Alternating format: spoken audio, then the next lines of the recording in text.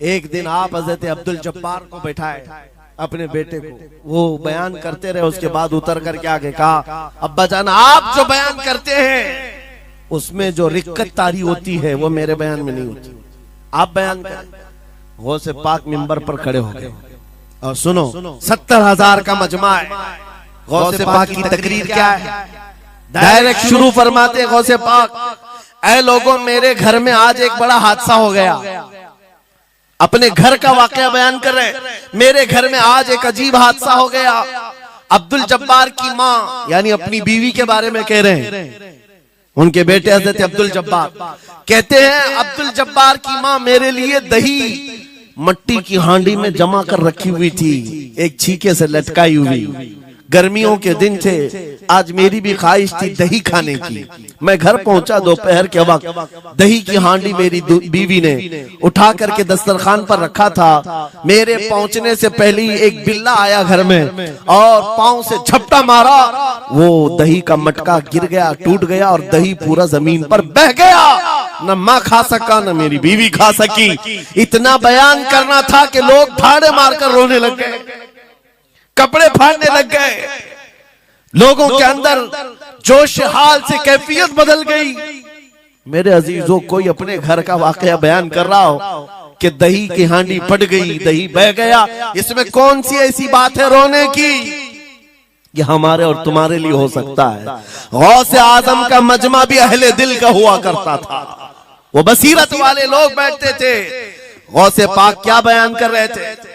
गौसे पाक के बयान का मतलब ये नहीं है कि अब्दुल उनकी बीवी दही की हांडी जमाई थी और उनके लिए खाने का इंतजार कर रही थी।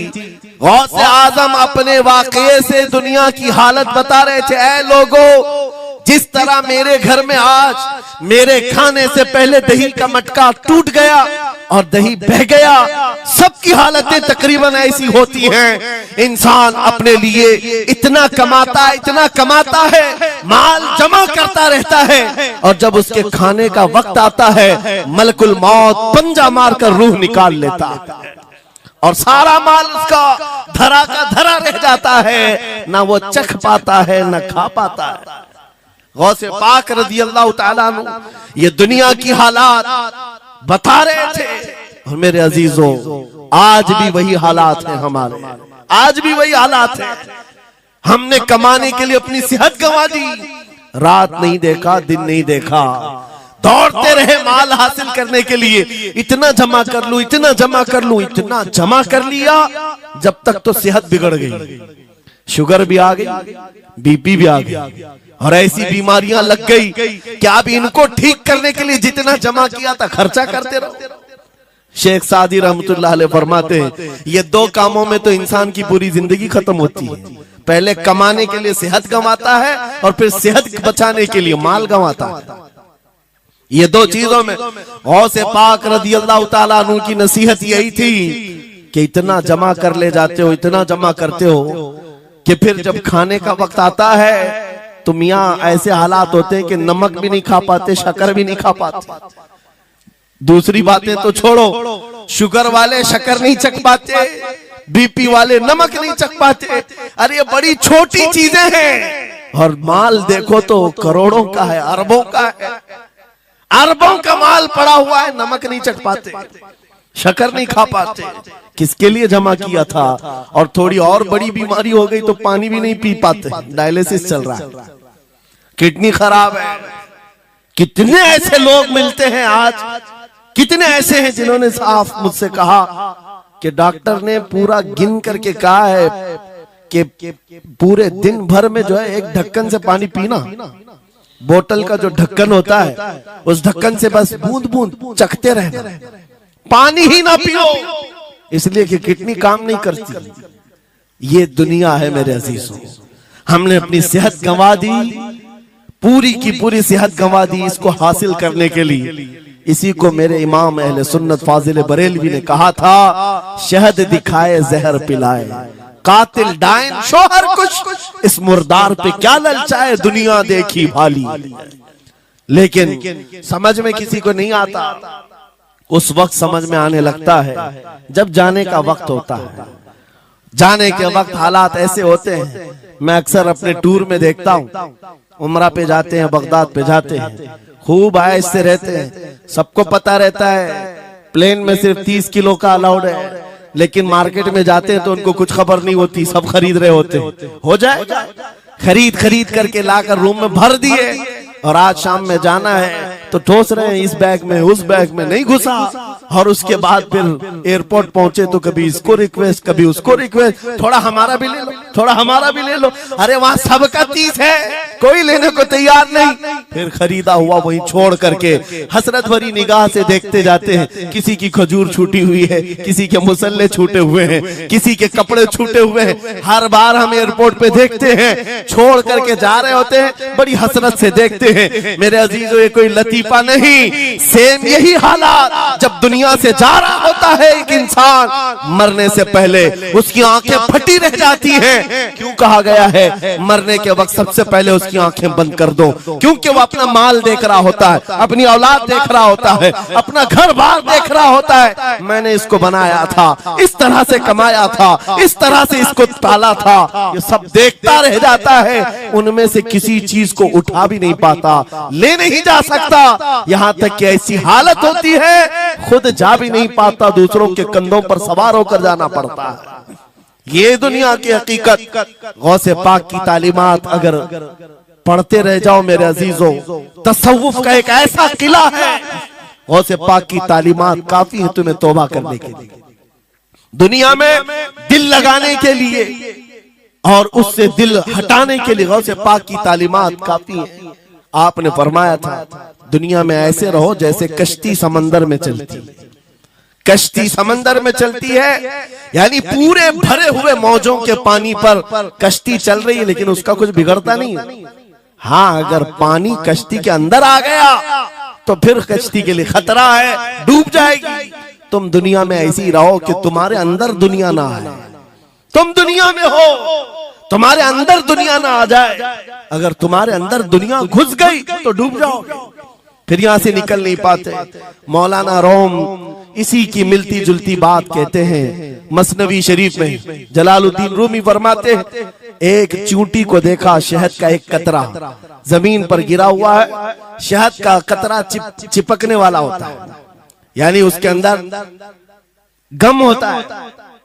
चींटी करीब से आई, एक चुस्की ली, शहद को चखा और जाने लगी। फिर आई, पेट कहां भरता है चींटी का मीठे से। अरे शहद तो पानी में भी रखो ऊपर से आके गिरती है, और शहद खाना है उसको।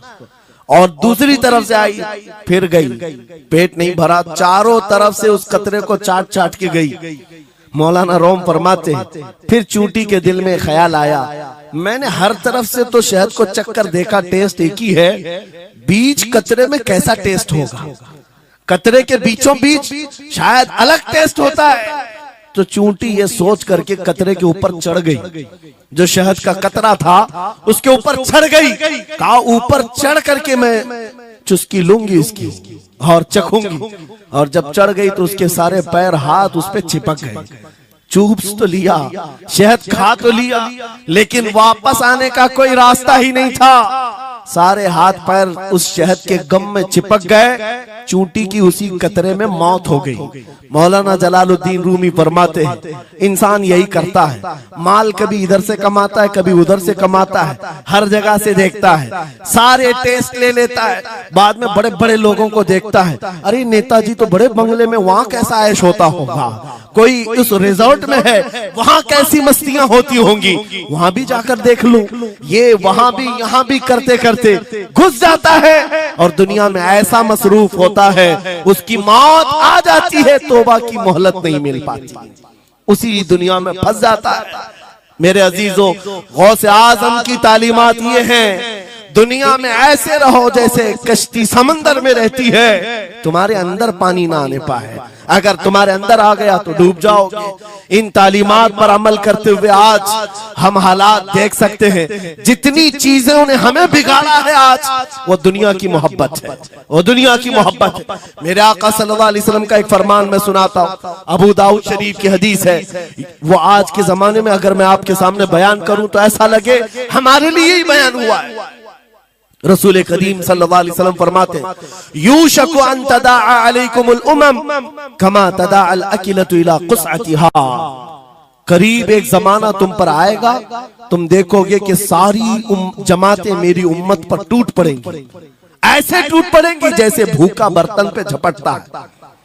भूखा आदमी जैसे बर्तन पे झपटता है, ऐसे मेरी उम्मत पर सारी कौमें झपट पड़ेंगी। आज वही तो हालात है, आज वही हालात है।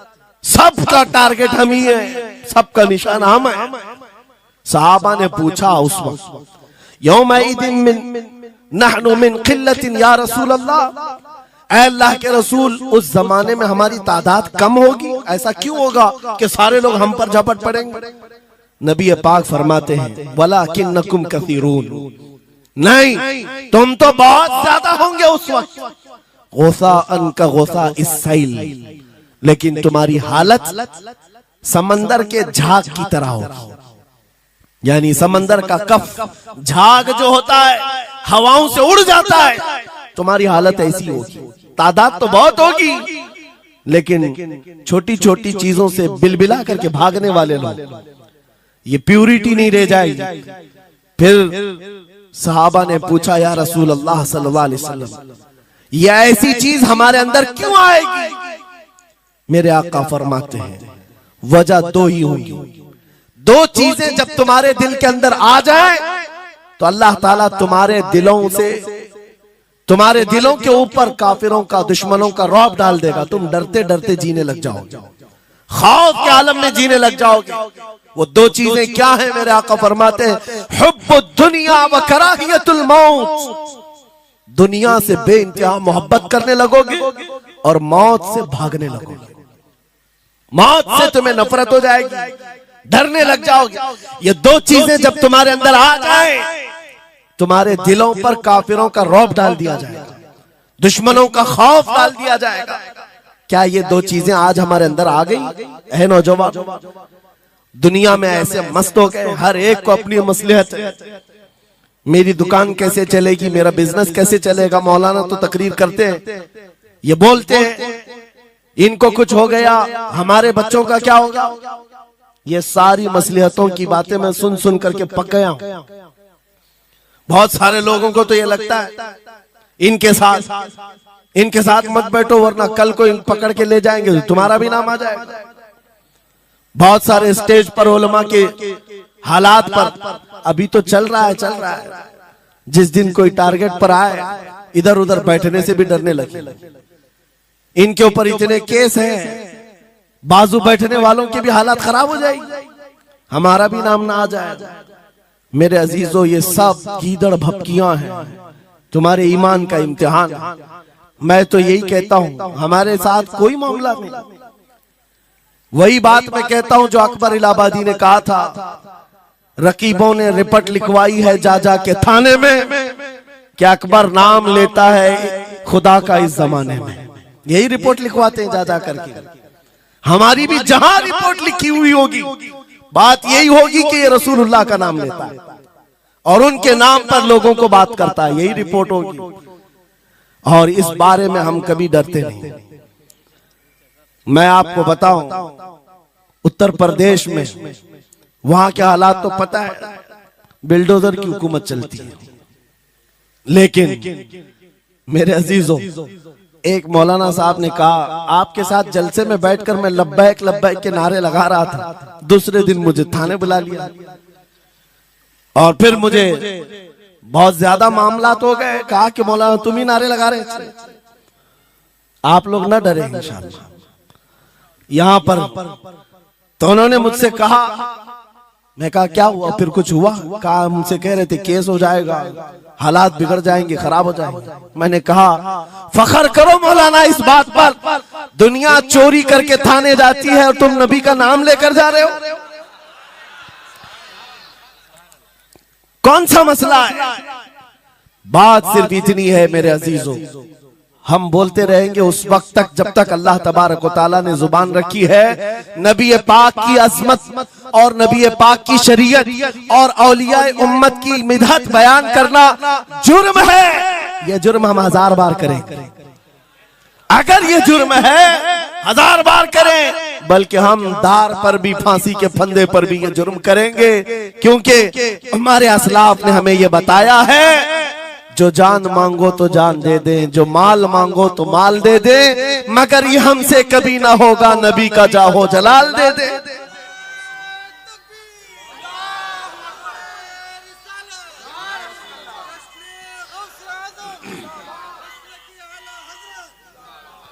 खामखा बेचारे हमारे रिश्तेदारों को डरा करके रखे लोग, पुलिस वाले हजरात को कुछ लोग रिपोर्ट लिखवा लिखवा कर डरा करके रखे हुए।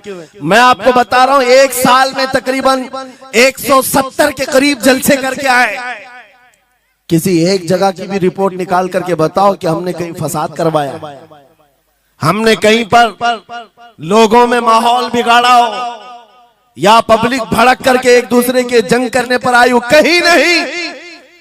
अगर कौम को, सोई हुई कौम को बेदार करना तुम्हारे नजदीक भड़काना है, तो ये भड़काना तो बहुत अच्छा है मेरे अजीजों। हमारा काम सिर्फ इतना है, हम उन नौजवानों से बात कर रहे हैं जो अपने नबी के फिदाई हैं, जो अपने नबी के आशिक हैं, और हम सिर्फ उस लौ को और बढ़ाना चाहते हैं जो इनके सीनों में जल रही है। इनके सीनों में किसी और की नहीं, मेरे मुस्तफा के मोहब्बत की शमा है। अगर वो मध्यम है, हम उसको तेज करना चाहते हैं। बस मेरे नौजवान से मेरा मुतालबा सिर्फ इतना ही है, किसी की जय विजय क्यों पुकारे, क्या गरज हमको, हमें काफी है सैयद अपना नारा या रसूल अल्लाह, हमें काफी है सैयद अपना नारा।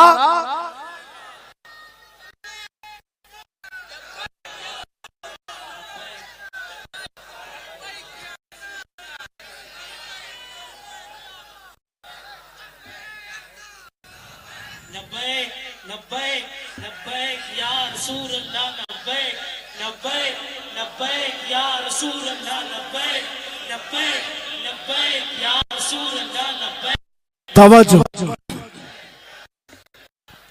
मुझे बताओ, मैं तो दूसरे वाकयात बयान कर रहा हूं, यहाँ आपके यहाँ करंट सिचुएशन, यहाँ लोग बैठे हुए भी हैं, रिपोर्टर भी होंगे और हजरात को देख रहे होंगे। मुझे मैंने अभी बयान में कौन सा भड़काया, ये जो कह रहे हैं अपने नबी को पुकार रहे हैं। मेरे अजीजों, तुम्हारे इन नारों से असल बात ये है, दुनिया को ये लगने लगा है ये जिसके गुलाम है उसके पूरे होने लग गए, तो फिर अच्छे अच्छों की कुर्सियां हिलने लग सकती हैं।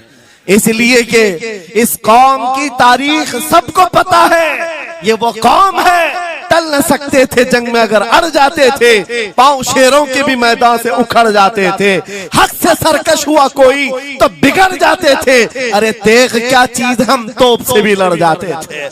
यह हमारी तारीख है, दुनिया को पता है, दस्तो दस्त है, दरिया भी न छोड़े हमने, बहरे जुल्मात में दौड़ा दिए घोड़े हमने।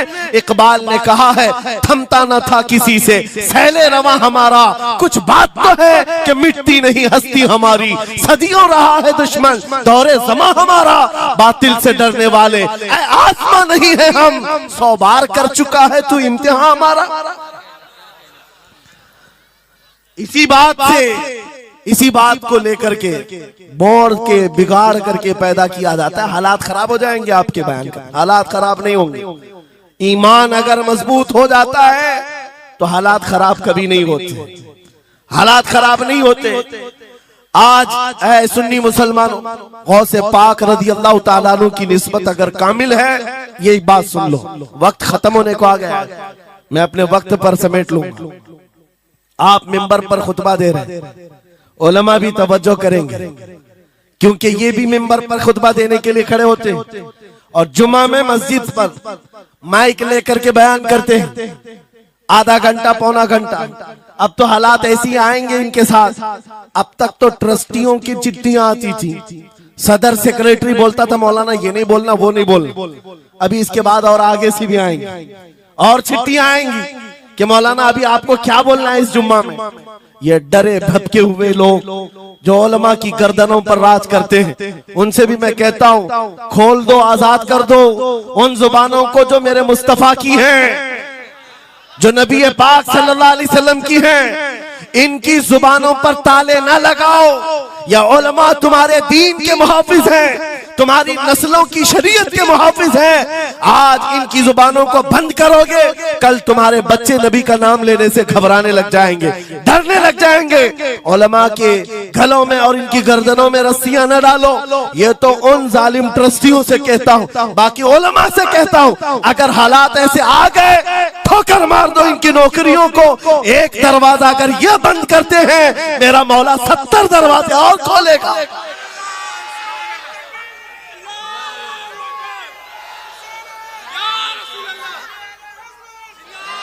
सुनो, गौसे पाक रज़ी अल्लाह ताला अन्हु किस बात से डरते थे?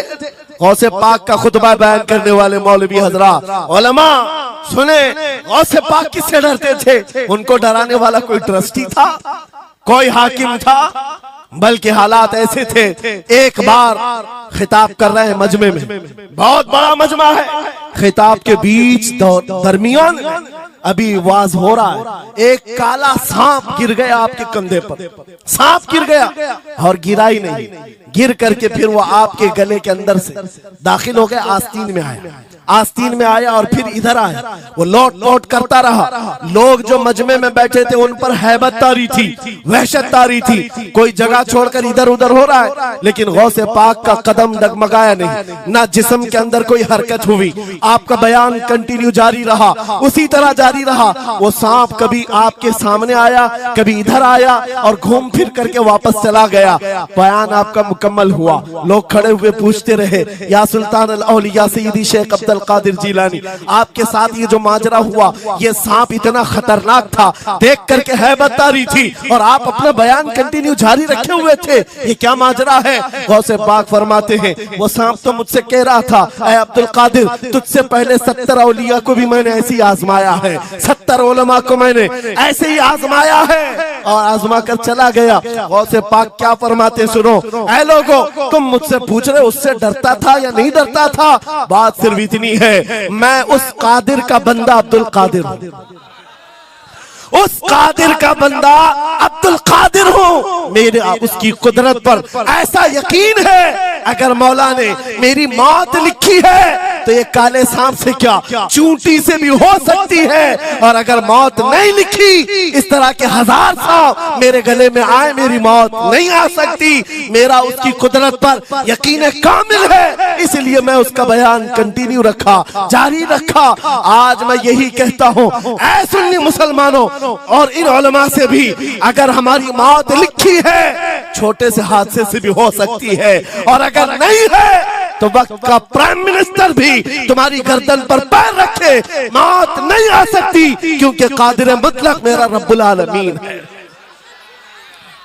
वक्त का बादशाह भी तुम्हारी गर्दन पर तलवार रखे, नहीं आ सकती। आपको पता है चंगेज की तारीख?